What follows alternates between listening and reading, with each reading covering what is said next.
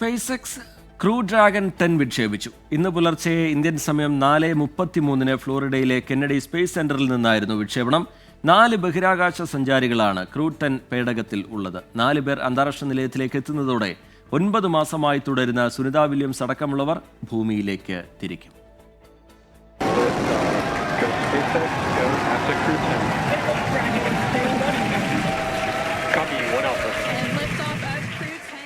വിക്ഷേപണത്തറയിലെ സാങ്കേതിക തകരാറുകൾ മൂലം മാർച്ച് 12 മാറ്റിവെച്ച ക്രൂ 10 വിക്ഷേപണമാണ് ഇന്ന് രാവിലെ 4:33 ഫ്ലോറിഡയിലെ നാസയുടെ കെനഡി സ്പേസ് സെന്ററിൽ നിന്നും നടന്നത്. സ്പേസ് എക്സ് ഫാൽക്കൺ 9 റോക്കറ്റിലായിരുന്നു ഡ്രാഗൺ ക്രൂ 10 ബഹിരാകാശ പേടകത്തിന്റെ വിക്ഷേപണം. 4 ബഹിരാകാശ സഞ്ചാരികളാണ് ക്രൂ 10 ദൗത്യത്തിലുള്ളത്.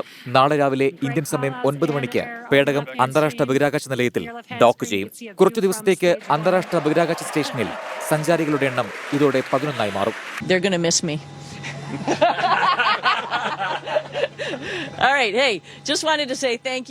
ഇപ്പോൾ അന്താരാഷ്ട്ര ബഹിരാകാശ നിലയത്തിലുള്ള സുനിത വില്യംസും ബുച്ച് വിൽമോറും അടക്കം 4 പേരുമായി നേരത്തെ ഡോക്ക് ചെയ്ത ക്രൂ 9 പേടകം മാർച്ച് 19 മടങ്ങുമെന്നാണ് നാസ അറിയിച്ചിട്ടുള്ളത്.